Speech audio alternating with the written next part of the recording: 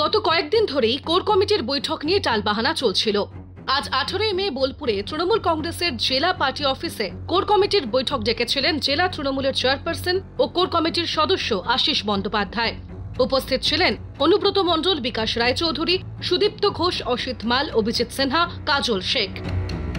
তবে উপস্থিত থাকতে পারেননি শতাব্দী রায় ও চন্দ্রনাথ সিনহা। আমি কিন্তু সবাইকে কোর কমিটি বৈঠকে আসার জন্য আমন্ত্রণ জানিয়েছি। তাতে শতাব্দী রায় দিল্লিতে আছেন, যার জন্য তিনি আসতে পারলেন না, তিনি পরের সভা থেকে থাকবেন। আর আরেকজন চন্দ্রনাথ সিনহা, তিনি আগেই বলেছিলেন যে তার একটা পূর্ব নির্ধারিত খুব জরুরি বৈঠক আছে, সেই জন্যই আসতে পারেননি। 2024 সালের নভেম্বর মাসে কোর কমিটির বৈঠকে শেষবার মুখোমুখি হয়েছিলেন কাজল কেষ্ট।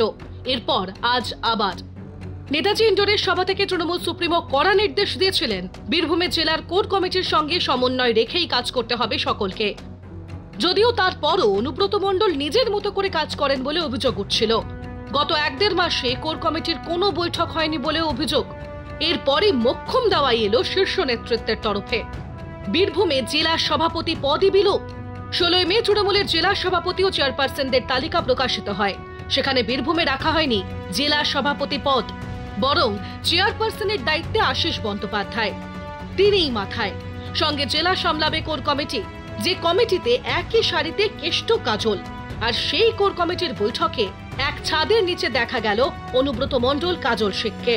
আশিস বন্দ্যোপাধ্যায় আগেই বলেছিলেন দলনেত্রী চান 2-3 দিনের মধ্যে কোর কমিটির বৈঠক হোক। সেই মতোই রবিবার হলো বৈঠক। কি ঠিক হলো কোর কমিটির বৈঠকে?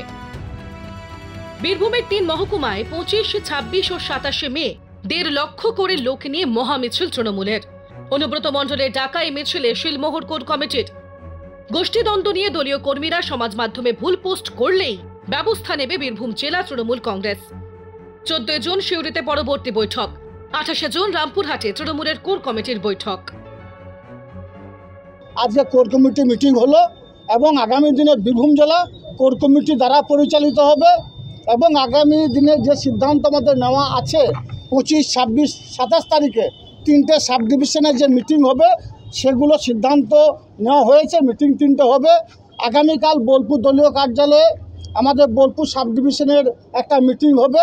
এইসব বিষয়গুলো সিদ্ধান্ত নেওয়া হয়েছে এবং আগামী দিনে বীরভূম জেলায় আমরা সকলে কাঁধে কাঁধ মিলিয়ে চলবো। আমাদের মধ্যে কোনো দ্বন্দ্ব নেই, কোনো বিভেদ নেই।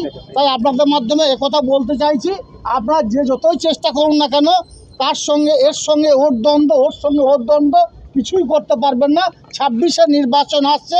26-এ নির্বাচনে বীরভূম জেলার যে 11টা সিট আছে 11-0 করে ছাড়বো।